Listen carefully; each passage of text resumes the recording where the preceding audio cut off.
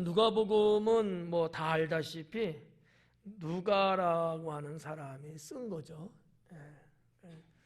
누가복음은 누가가 썼다, 이렇게 보시면 되고요. 이 누가는 어떤 사람이냐면 헬라인이며 그의 직업은 의사입니다. 그래서 누가복음에는 마태, 마가, 요한복음에는 나오지 않는 단어들, 좀 다른 말로 말하면 전문적인 단어, 그것도 의학적인 단어, 이런 부분들이 이 누가복음에는 좀 더 기록이 되어 있어요. 다른 복음서에는 의학적인 게 없는데 누가복음에는 있다는 거죠.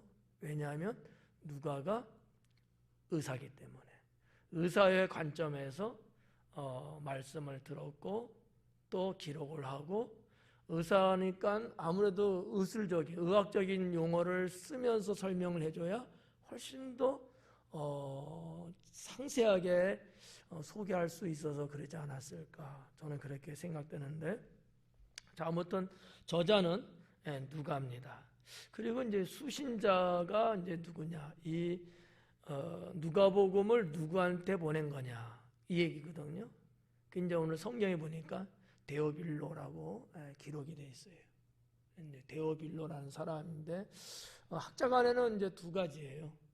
데오빌라는 사람이 있어서 그에게 보낸 것라고 보는 경우도 있고, 또 하나는 데오빌로는 실제 인물은 아니다.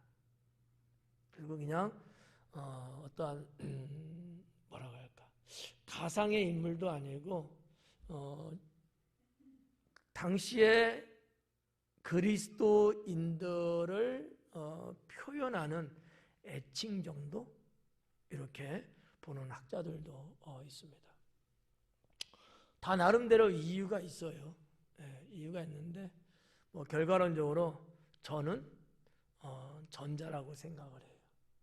그러니까 없는 사람이고 그냥 당시에 그리스도인을 그냥 부르는 이름이 아니고 실제적인 사람일 거다, 저는 이렇게 이제 보는 거고요. 뭐 이 부분을 여러분에게 뭐 소개를 한들 여러분에게는 그다지 큰 의미는 없을 것 같아요. 그게 신앙생활 하는데 크게 작용할 부분이 아니기 때문에, 그래서 이제 그 부분은 이제 생략을 하고, 또 설명하려면 시간도 많이 걸려요. 전문적인 스토리가 있기 때문에 좀 그렇고, 이 데오빌로라고 하는 사람인데 뭐 본문에 나와 있는 것만 살짝 말하면 이 데오빌로한테는 각하라는 호칭을 썼다는 거. 당시에 뭐 그리스도인들에게 이런 각하라는 호칭을 쓴 적이 없어요. 성경에도 없고요. 또 역사적으로 볼 때, 왜냐하면 이 누가복음은 성경을 성격적으로 분류할 때 역사적이다 이렇게 분류하거든요. 신학자들은. 그러니까 사실적이냐 비사실적이냐 이런 것도 있고, 뭐 상징적인 말씀이냐 영적인 말씀이냐 이런 것들이 있잖아요. 누가복음은 역사적인 사실을 갖고 기록했기 때문에 그 성격, 누가복음의 성격은 역사적이다 이렇게 이제 이야기하거든요. 그러나 이런 당시의 역사적인 여러 가지를 볼 때에 그리스도인에게 뭐 각하라는 호칭을 불렀다든지 이런 경우가 없어요. 문헌에 성경 여기만 나오는 거거든요. 누가복음에 한번 나오고 사도행전에 한번 나온단 말이죠. 그러면 일반 사회에서, 일반 국가적인 측면에서는 각하라는 말은 물론 있었죠. 물론 이제 우리나라 말 각하라는 거와 원어하고는 좀 의미가 조금 다를 수는 있습니다만, 이 각하라고 썼는데 뭐 일종의 이런 거예요. 행정장관 정도 되는 한 나라에, 그러니까 로마 제국 시대 때 행정장관이 있는데 그 정도의 고관일 때는 각하라는 말을 썼다라고 하는 거죠. 또 하나는 총독이에요. 빌라도도 총독이잖아요.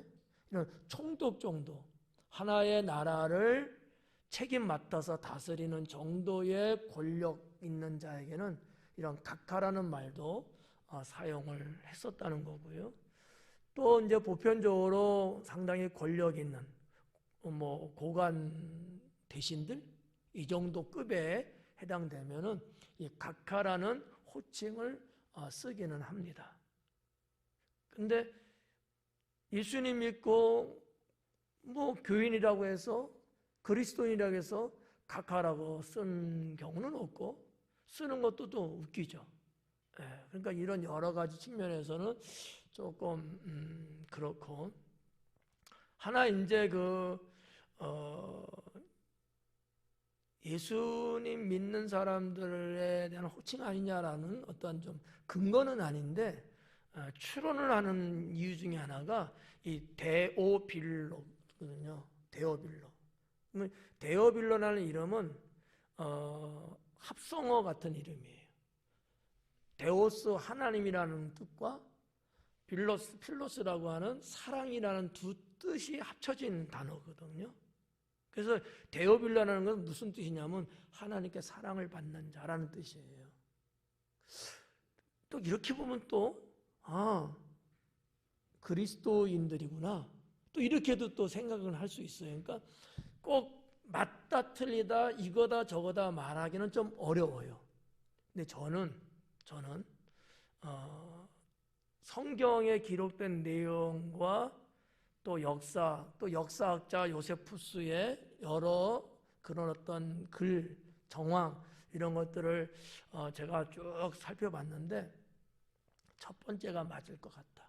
실제 인물일 것 같다라고 하는 거죠. 그 내용은 이제 좀 나가면서 또 제가 설명해 드릴게요. 아무튼 수신자, 이 누가복음을 누구한테 보냈냐? 데오빌로였다라고 하는 거고요. 이 누가복음은 언제 써졌냐면 이것도 학자들만에 다 달라요. 한 보통 3가지 정도인데 앞부분은 한 63년 이전에 썼다. 뭐 또 한 부류는 한 5년에서 한 70년 정도 이렇게도 보기도 하고 또 어떤 부류의 사람들은 한 8, 90년대 정도 썼다 이렇게 주장하는 사람이 달라요. 근데 정확하게 알 수는 없는 거예요. 이제 제가 볼 때 저는 그 셋 중에서 한 60년에서 한 70년 어간 그 사이에 기록되지 않았을까.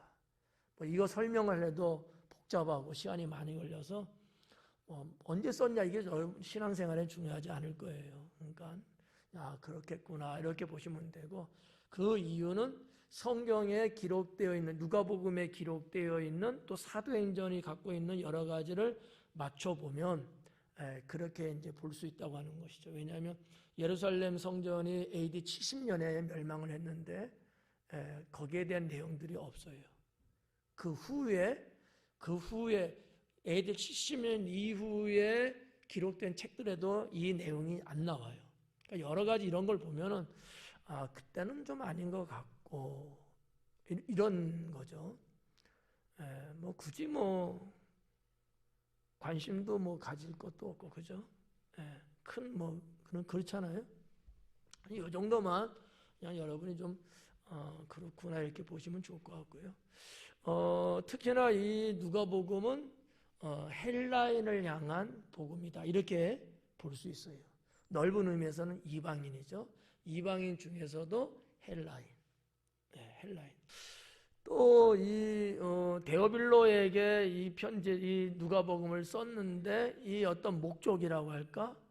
누가가 이 누가복음을 쓰면서 뭔가 의도하는 것이 분명히 있어요.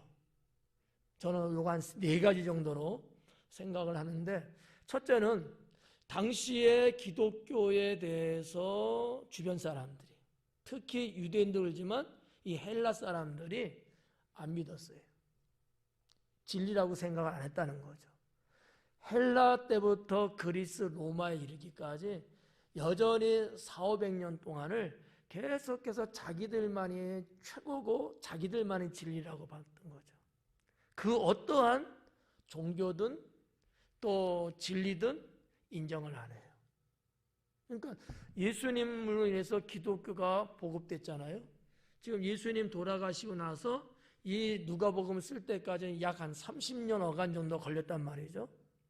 근데 가만히 보니까 기독교를 박해를 하든지 거부를 하든지 이러기는 해도 안 받아들이는 거야. 왜? 다 가짜다, 신비다, 뭐 이런 식으로 둘러치는 거예요. 근데 이 데오빌로라는 사람이 지금 등장했잖아요. 근데 성경에 누가복음에 기록된 바에 의하면 이 데오빌로라는 사람은 예수님을 영접하긴 했는데 초신자예요. 그래서 복음을 듣기는 했고 뭔가는 조금 아는 듯해요. 더군다나 뭐 각하라는 호칭을 받을 정도면 어때요? 일반 평민 정도는 아니겠죠. 나름대로의 직위도 있고 배움도 있고 뭐 여러 가지 경륜도 있지 않겠어요? 예. 그러니까 그 정도의 사람인데 좀 긴가민가하고 알딸딸한 거야. 그리스도 복음에 대해서 정확하고 명확하고 풍부하게 막 이렇게 아는 게 아닌 거예요. 어렴풋이 알고 그러다 보니까 어때요? 상황이 이렇게 되고 저렇게 되면 이 신앙도 이렇게 했다 저렇게 했다 이렇게 흔들리는 거죠. 그래서 이제 누가가 생각한 거죠. 우리가 믿고 있는 신앙, 갖고 있는 신앙, 우리가 믿는 예수 그리스도 거짓이 아니다. 이거는 사실이다. 라고 이야기를 하는 거예요. 이게 첫 번째예요. 그리고 그 진리는 옳은 것이다. 누가 이런 거예요. 누가도 그 당시에 의사였기 때문에 그냥 하급 계층은 아니란 말이죠. 상당히 수준이 있는, 높이가 있는 부류의 사람이거든요. 뭐 현대 21세기를 살아가는 지금입니다만 지금도 어때요? 직업군을 분류할 때 그래도 의사 정도면 어때요? 뭐 쉽게 말해서 상중하면 어느 레벨에 들어갈까? 그렇죠. 더군다나 고대 그 시대에 여러분 의사예요. 상이죠. 근데 그런 그냥 일반 사람이 뭐 이렇다 저렇다고 뭐 주장하고 뭐 이러면은 그래 너나 믿어라 막 이럴 수 있는데 이거를 이야기하는 사람이 가볍게 볼 만한 누가가 아닌 거예요. 누가 봐도. 누가는 그런 사람이라는 거지. 그 무시할 수 없어.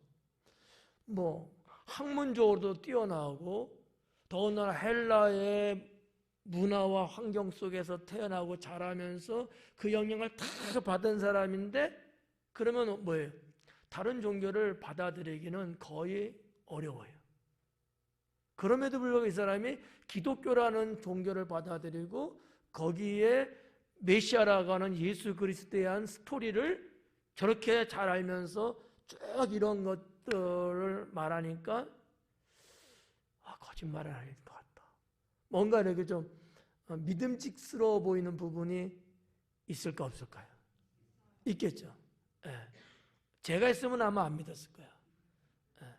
하여튼 이런 부분들이 있는 거죠. 그러니까 데오빌로한테 보냈는데 그런 부분들. 기독교라는 이 종교, 이 신앙은 진실이다. 그리고 옳은 것이다. 그러니까 당신이 지금 믿고 있는 게 지금 잘하고 있는 거다. 뭐 이런 내용들이죠. 두 번째는 이제 뭐가 있냐면은 배운 진리를 더욱 확실히 믿을 수 있도록 격려하는 차원에서 이 누가복음이 많이 기록되었다라고 보는 거죠. 데오빌로뿐만 아니라 그 외의 모든 헬라인들이 이 글을 이제 보게 될 텐데 데오빌로를 통해서 보게 될 텐데 배운 게 있잖아요. 들은 게 있잖아. 근데 아까도 말씀드렸지만 이게 조금 지지대가 약해. 확신이 좀 부정확해요. 그래서 그걸 더 튼튼하게 해주기 위해서 이 누가복음이 필요했다라고 하는 것이죠. 그러니까 누가가 직접 헬라인에게 복음을 전하는 건 아니에요. 데오빌로라고 하는 그 당시 사회에서 으뜸가고 영향력이 큰 사람이 있어요. 이 사람이 이 복음을 보게 되고 이 복음을 통해서 그가 받아들이고 받아들인 그 신앙의 내용을 그를 통해서 전파하는 거죠. 어렵나? 어렵지 않아요? 괜찮아요? 다들 뭐 목속 같아갖고 이게 아주 탁월한 전도 방법이에요. 누가는 그걸 생각했던 것 같아요. 네. 같은 회사 직원이 복음 전하는 것보다 사장님이 전하는 게 훨씬 더 효과적이거든요. 이런 경우죠, 일종의. 네. 그래서 이제 하여튼 우리가 배운 거, 당신들이 지금 배우고 알고 있는 진리가 있는데 그게 여러분들에게는 조금 빈약하니까 그걸 보충해주고 더 튼튼하게 붙잡아주기 위해서 이 글을 쓴다는 거죠. 세 번째는 이방인들에게 복음을 전달하는 거예요. 이거는 좀 전에 말씀드린 데 좀 섞여 있는 부분이고요.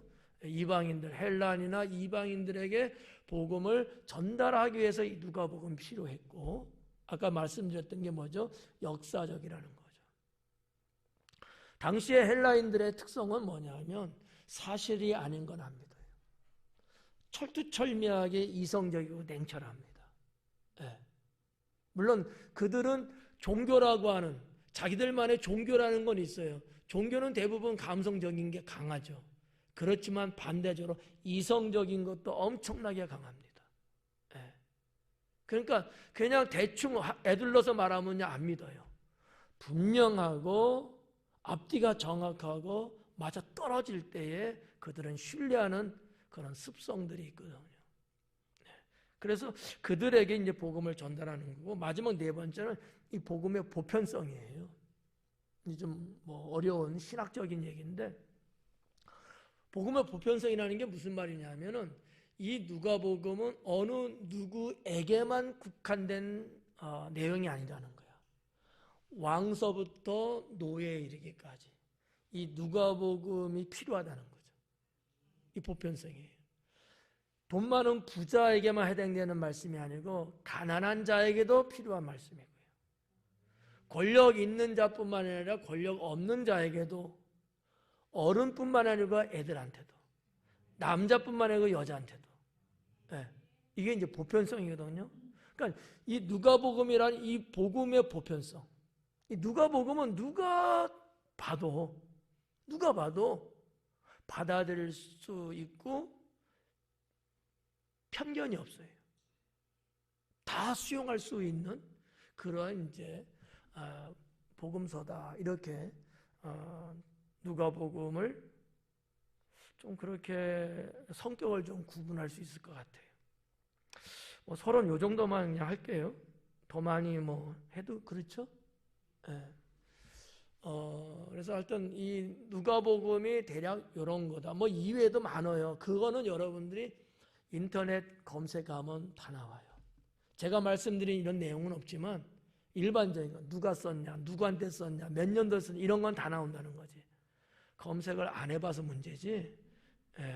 해보면 그런 건 여러분이 얼마든지 개별적으로 할 수 있으니까 보시길 바라고요. 자, 일단 누가복음 1절로 들어갈게요. 우리 중에 이루어진 사실에 대하여 처음 1절부터 심각해요. 우리 중에 이루어진 사실에 대하여 이루어진 사실이라고 돼 있습니다만 이게 원어적으로 보면 무슨 얘기냐면 성취된 일이에요. 성취되었다라는 거거든요. 우리들 중에 성취가 되어진 것에 대해서. 그러면 이 성취가 됐다는 것을 두 가지로 볼 수 있는데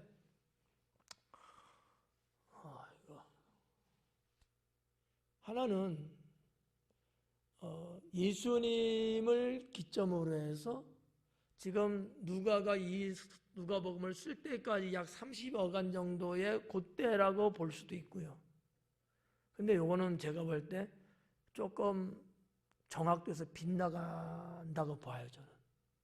성취됐다는 게 예수님의 사역, 예수님의 복음, 그 이후에 사도들의 뭐 사역, 요렇게만 보면 빗나갈 수 있다는 거지.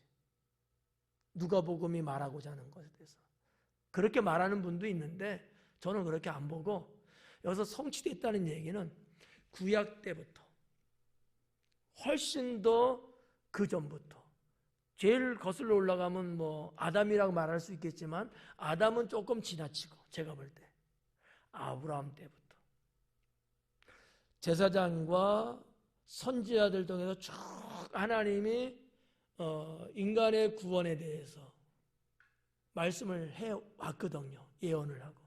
그런 것들이 쭉 성취되어 왔다는 얘기예요. 이 얘기는. 네. 이해가죠? 우리 중에 이루어진 사실에 대하여, 우리 중에, 그러니까 이렇게 우리 이렇게 있잖아요.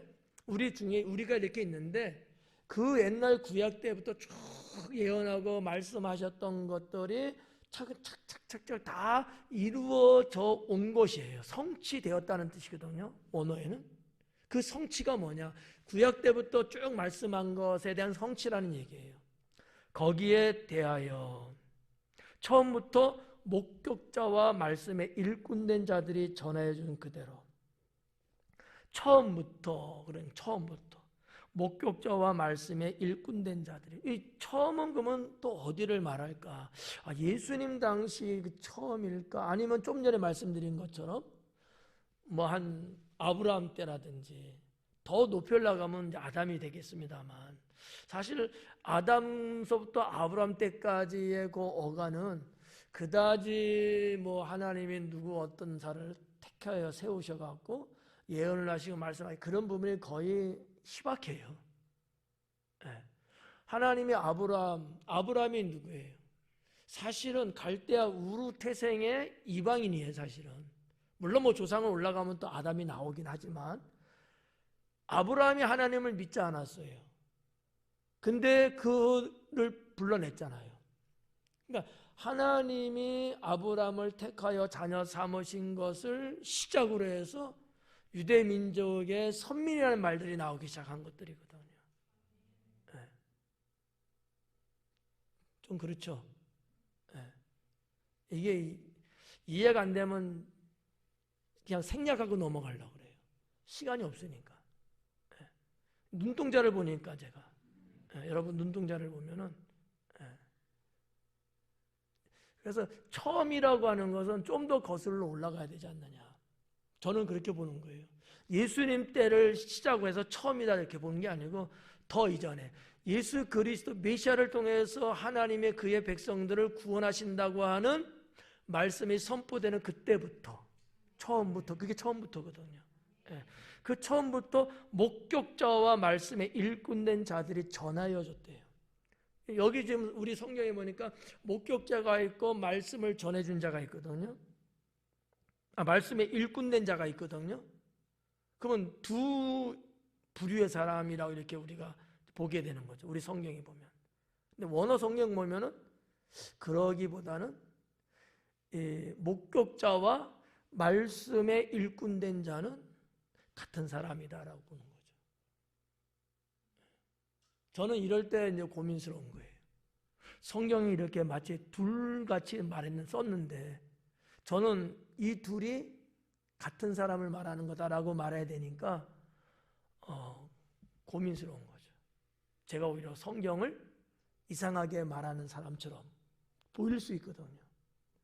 왜냐하면 성경 원문에 보면은 이 목격자와 말씀에 시종된 자, 사실 시종된 자예요. 원뜻은 말씀에 시종된 자거든. 이 자는 하나의 정관사 하나만 딱 붙어 있어요. 이 얘기는 무슨 얘기냐면 둘이지만 이 둘이 같다는 얘기예요. 문법적으로. 근데 이제 여기는 이제 그런 개념은 없고 그냥 이렇게 기록을 해서 하여튼 좀 그래요. 이 인터넷에 이 설교 동영상이 올라가잖아요. 이 상당히 그래서 좀 조심스러워. 그냥 우리 성도님들만 보는 게 아니고 누구든지 다 보고 있거든요. 그래서 만약에 뭐 잘못하고 오점이 있다 이러면은 좀 그렇죠. 그러니까 우리 성경을 볼 때는 목격자하고 이 말씀에 일꾼된 자고 따로따로의 사람처럼 보여지는데 원어를 보면은 한 사람을 둘로 표현하고 있다라고 하는 것이 나와 있다는 거죠. 이 정도만 할게요, 그냥.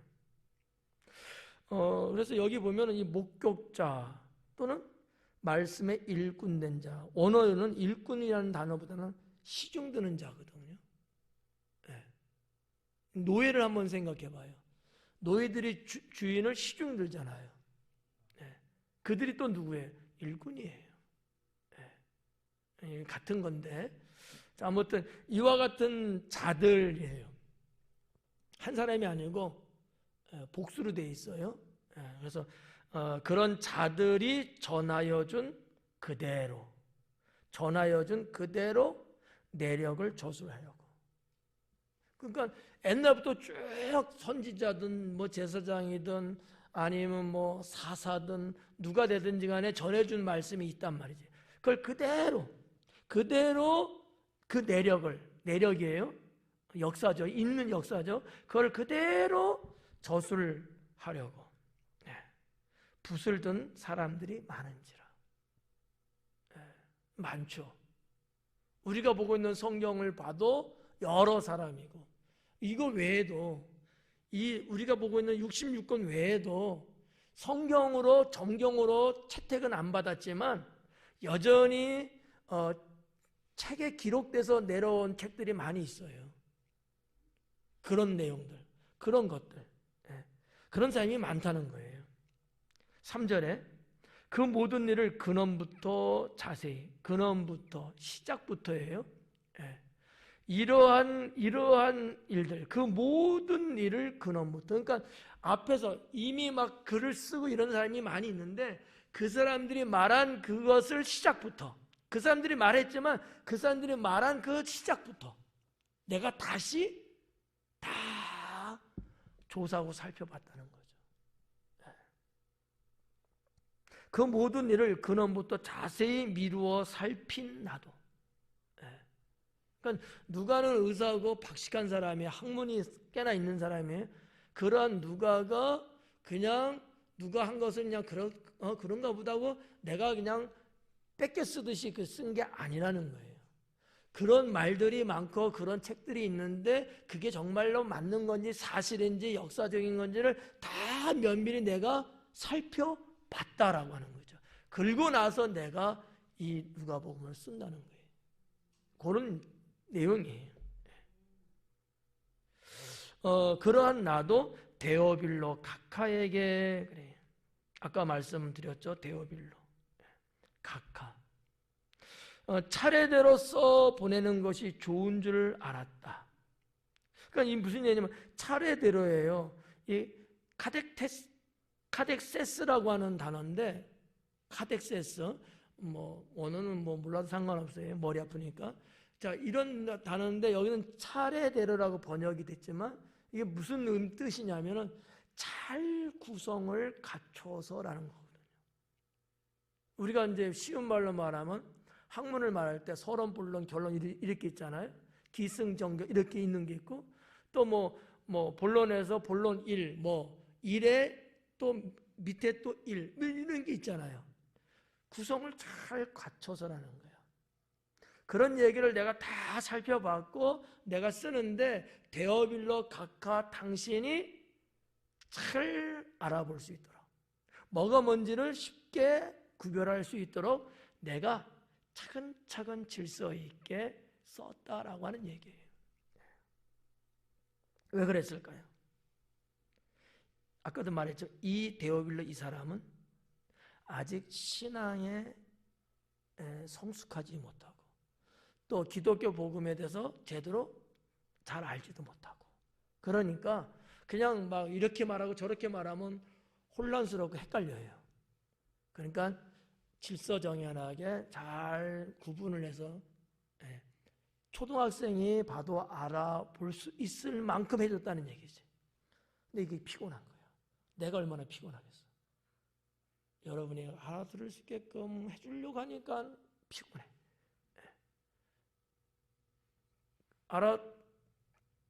알아들으시겠어요? 못 알아들으시겠어요? 그래도 어렵죠. 그건 나의 부족이야. 내가 그만한 능력이 안 돼서 그러는 거고. 하여튼 누가는 이 누가복음을 서술하면서 처음 서론에 글을 띄우면서 이 부분을 먼저 이야기를 한 거예요. 이 부분을.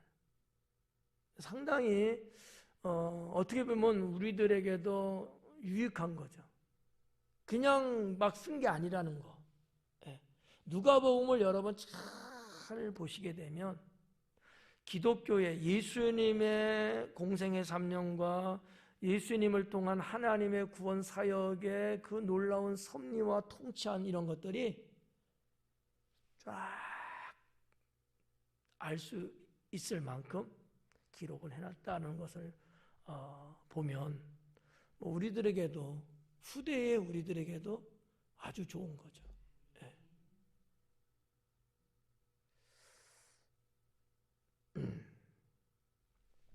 넘어갈게요.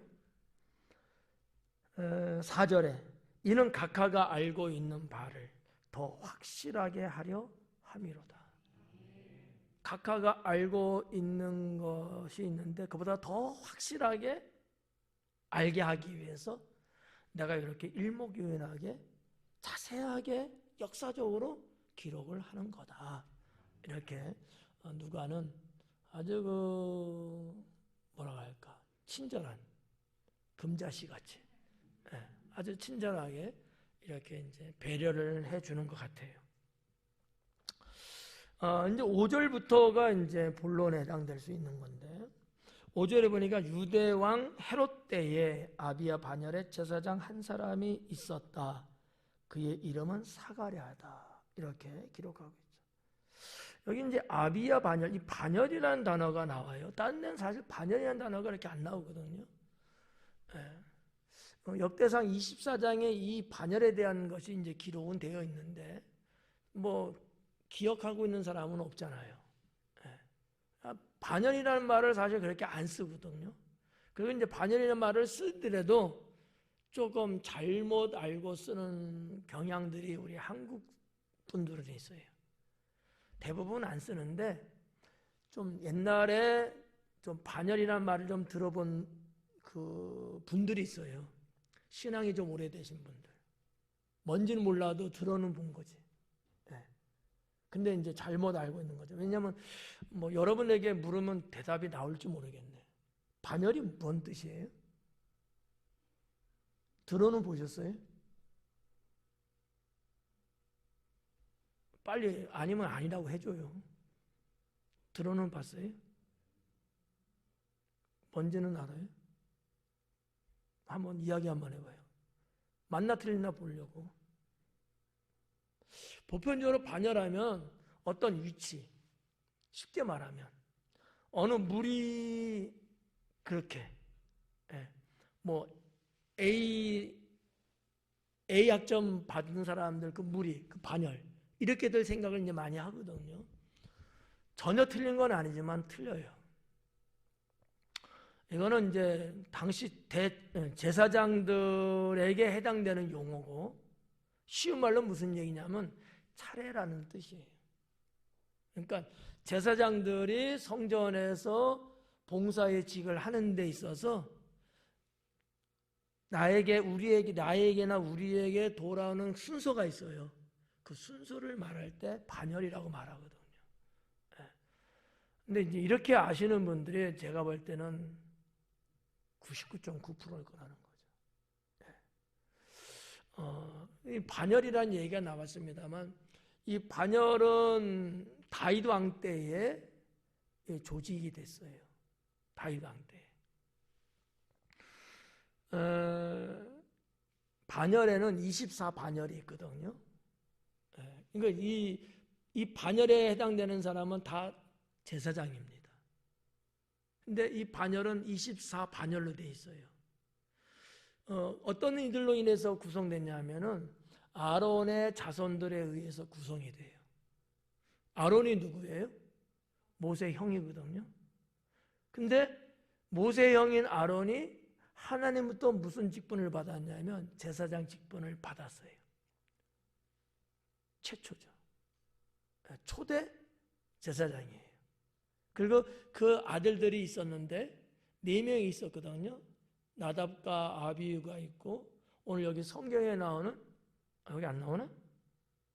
여긴 안 나오네. 안 나오죠. 엘르아살과 이다말이라는 아들이 있어요. 넷인데 나답과 아비후는 아버지의 제사 성전에서 향단을 분향해서 불을 이렇게 해야 되잖아요. 근데 하다가 하나님이 정한 불로 하지 않고 다른 불을 쓰다가 그 불이 두 아들을 삼켜버려요. 죽어요. 하나님에서 죽은 거예요. 하나님께 제사 드리는 것을 없이 여기고 자기들 임의대로 그렇게 하다가 죽은 거예요. 나머지 두 아들이 이제 있죠.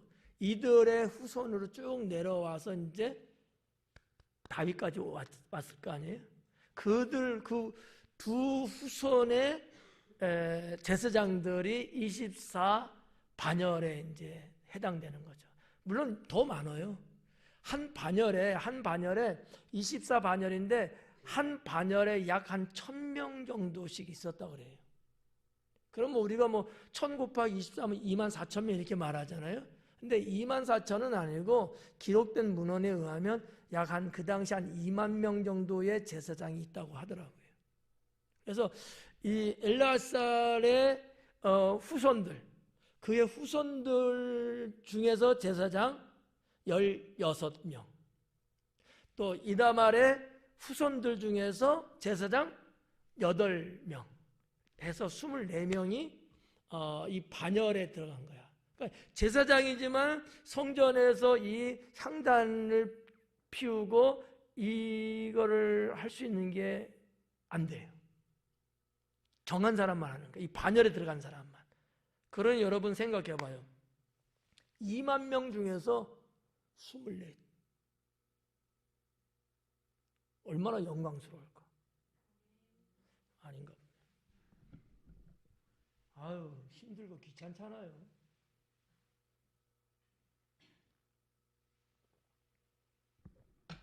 그렇게 생각하는 사람도 있을 거야, 아마. 하나님을 섬기는 게 힘들고 귀찮다고 생각하는 사람도 분명히 있을 거야. 그렇지만 대다수의 제사장들은 이것처럼 영광스러운 게 없는 거예요. 이 반열에 해당되는 이 사람들이 1년에 딱 2번만 할 수 있어요. 정해져 있는 거예요. 1년에 딱 2번. 내가 만약에 이 반열에 있는 제사장이면 1년에 딱 2번만 가능한 거죠. 한 번 할 때마다 일주일을 섬길 수 있어요. 성전에서. 일주일. 그러면 향단에 불을 피우고 이제 여기가 이제 그 옛날에 성막에 성전이라면은 여기는 지성소잖아요. 그러면 이 성소 이 앞에 여기가 향단이 있단 말이죠. 그러면 하나님의 불을 갖고 불을 피우고 그러는 때에 백성들은 저 바깥에서 그 시간에 기도를 해요. 그 기도를 하나님이 들으신다는 거죠.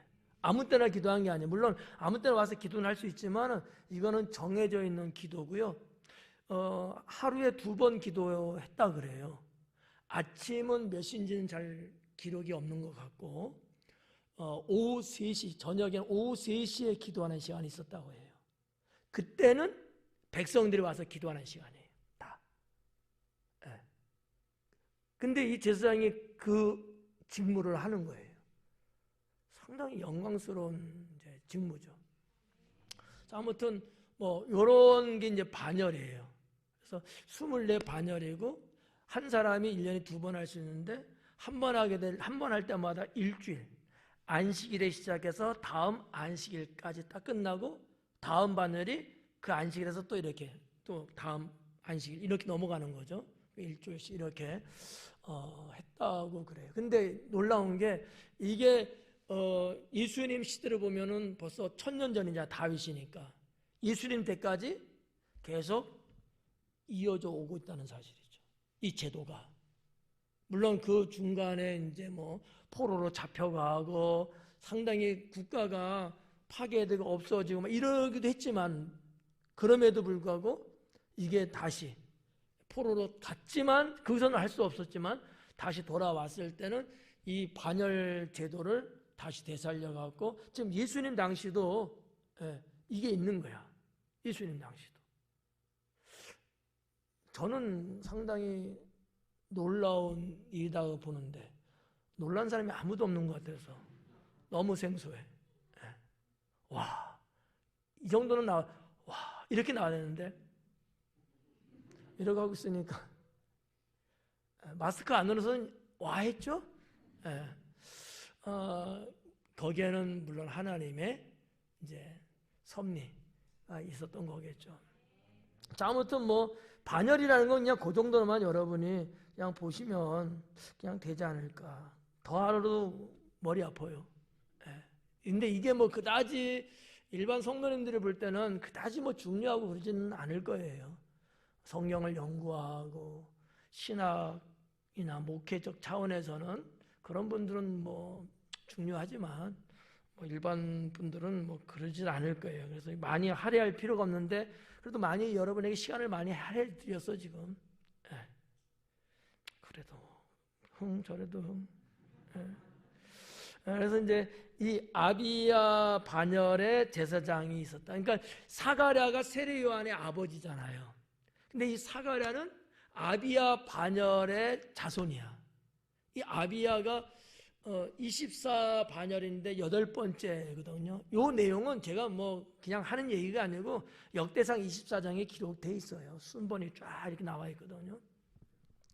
근데 이제 사가랴는 이 아비야 반열의 자손이죠.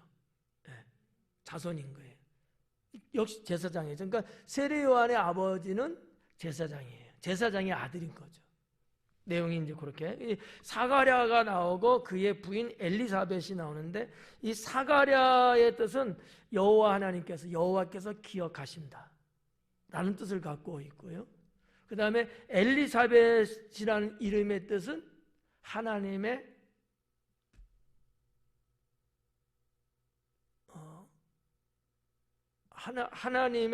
하나님은 나의 행운이다, 이런 뜻을 갖고 있어요. 하나님은 나에게 있어서 행운이다, 뭐 이런 얘기죠. 한국적 표현이죠, 행운이라는 거. 사실 우리 교회들고 저들고 이 행운이라는 단어를 안 써요. 세상에서 많이 쓰는 건데, 기독교적인 용어는 옛날부터 아닌 것처럼 거의 안 썼어요, 사실은. 근데 뭐 국문학적으로 보나 행운이라는 말 자체가 사실 나쁜 건 아니에요. 근데 이게 종교하고 우리 특히 기독교 신앙하고 이렇게 봤을 때는 그다지 좋은 쪽으로 보지는 않았던 거죠. 그래서 이제 안 쓰는 건데, 행운이 뭐예요?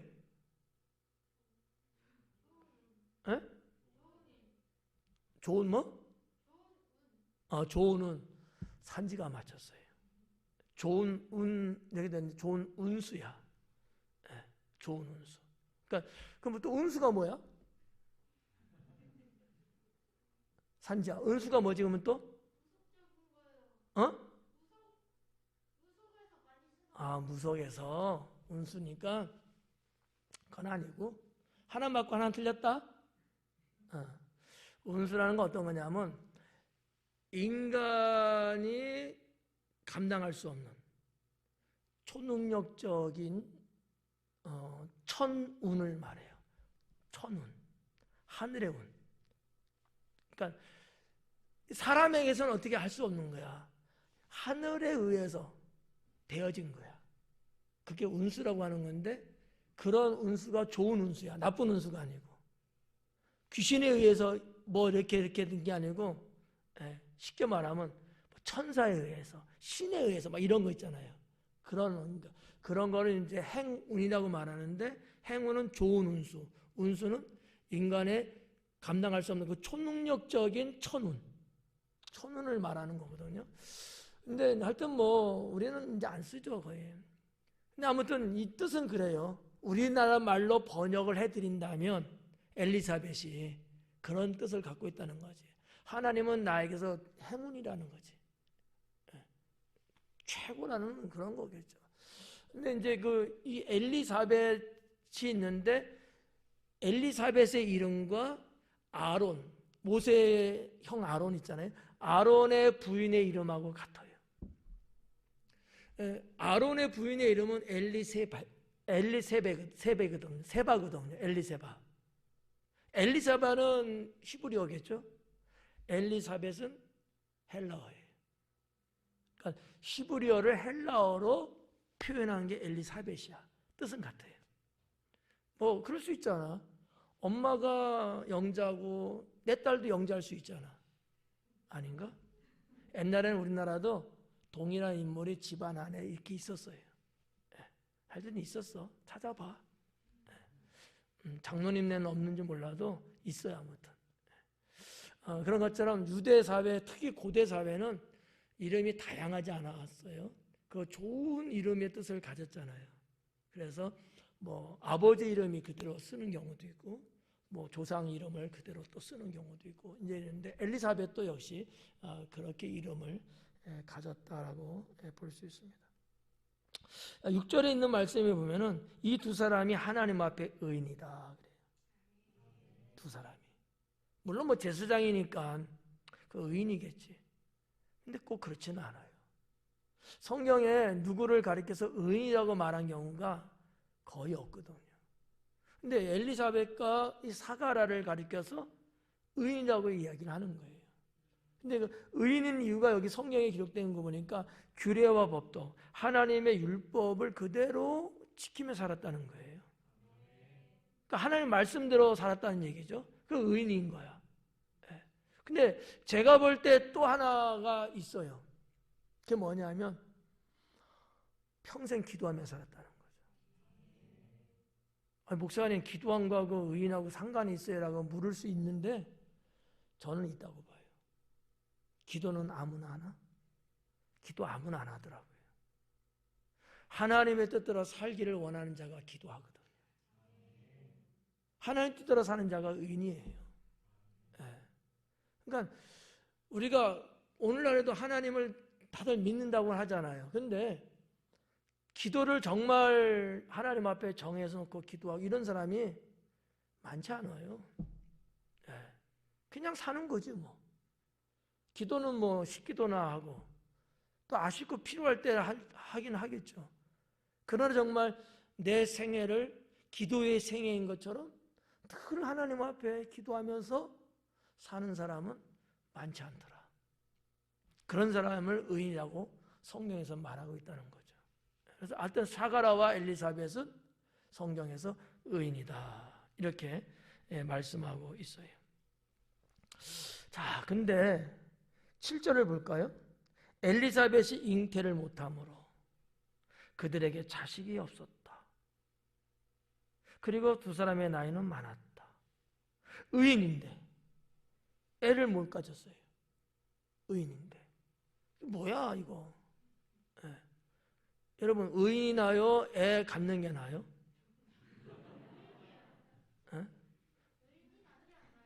그렇겠지? 그러면 뭐야 여기 사가라하고 엘리사벳은. 이게 참 어떻게 보면 아이러니한 거야. 옛날 고대 사회 때는 자녀를 주시는 것은 하나님의 복이라고 다 믿었거든요. 지금도 마찬가지죠.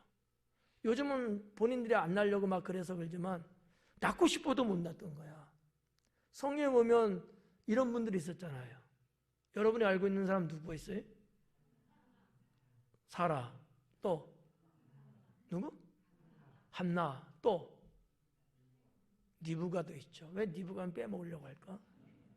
하여튼 뭐 이런 사람들이 있단 말이지. 근데 다 한결같이 어떻게 됐어요? 자식을 낳았어요. 뭐 수냄님 세겜에서도 하나님이 자식을 줬잖아요. 자, 아무튼 이 사가라 집안도 그런 집안이야 지금. 한마디로 말해서 무슨 얘기냐? 결핍된 부부라는 거지. 이게 일반 사람들은 아닌 거야.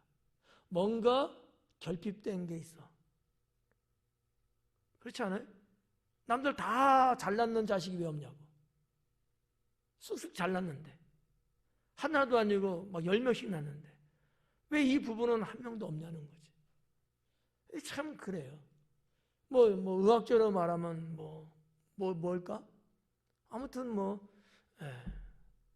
결핍이에요. 인생의 결핍. 그런데 내 인생의 결핍이 하나님의 기회가 될 수 있습니다. 믿고 싶지 않겠지만 그 신앙을 갖는 게 진짜예요. 제가 한번 여쭤볼게요. 여러분 인생에는 결핍이 된 게 있을까 없을까요? 많아요, 적어요? 문제네, 문제. 근데 믿음이 아닌 사람은요, 결핍을 결핍으로만 봐요. 결핍을 결핍으로만 가지고 갑니다. 근데 믿음의 사람은요, 내가 비록 결핍한 것은 있지만 이 결핍을 주님 안에서 전화회복시키는 거죠. 이게 신앙의 세계라는 거죠. 네. 좀 전에도 여러분 말했잖아. 자식 없는 집 있고요. 그렇게 하나님 잘 믿는데 왜 자식들은 그렇게 속썩이는 거야? 그런 집들도 있잖아요. 결핍이야 이거. 그것만 쳐다보면은 믿음 없는 눈이에요. 4월달 말씀도 여기에 해당돼요. 내 눈을 넓게 하는 거예요. 눈을 좁게 하면은 그게 안 보여요. 결핍을 결핍으로만 봐요. 눈을 넓게 하면. 결핍을 하나님의 기회로 봐요. 아니, 자식 셋 낳는데 하나 더 넷 낳는다고 여러분 뭐가 대단하고 횡재네 행복하네 그럴까? 죽었다. 하나 더 낳네. 자식이 아예 없고 낳을 수도 없는 지경이니까 인간으로는 불가능한 일인데 그 집에서 자식이 출생된 거예요. 잉태가 된 거야. 이거말로 그냥 놀라울 일이죠. 이 하나님의 축복, 주님이 주시는 은총의 폭이 어마어마한 거 이건요. 이런 어떤 부분들. 저는 이 사가랴와 엘리사벳의 이 결핍된 인생을 보면서 이것만 보지 말자. 이들에게 주어지는 하나님의 기회가 있지 않느냐. 이러면 회복되거든요. 그게 신앙의 세계다. 여기까지만 할게요. 늦게 하면 혼나요. 네. 자, 아무튼 오늘은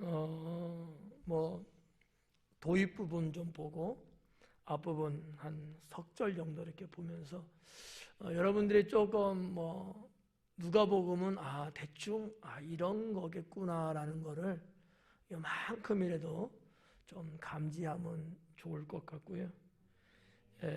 잔소리 같지만 예배 오기 전에 그날 예배의 말씀을 좀 충분히 좀 읽고 오면 참 좋겠다. 저의 과도한 욕심이죠. 근데 읽고 오시면은 훨씬 좋아요. 훨씬 좋습니다. 그래서 다음 주에 이제 8절서부터 진행될 텐데 어느 부분까지는 상당히 타이트하게 하는지도 몰라요. 사실 제가 너무 욕심부려서 지금 막 절수가 나가는 건데 근데 또 한두 가지 갖고 너무 또 내용을 많게 해드리면 여러분 좀 싫어하는 것 같더라고. 지겹다고. 그래서 잘해줘도 욕먹고 안 해줘도 욕먹으니까 그런 것보다는 조금 진도를 조금 이렇게 가지고 가는 게 또 마태복음과 마가복음을 이미 해왔고 중복된 사실들이 많이 있고 해서 그런 부분들은 좀 피해서 가려고는 해요. 오해하지 마시라는 거예요. 대신 정말 다뤄야 될 부분은 조금 더 상세하게 하려고 생각하고 있습니다. 기도하겠습니다.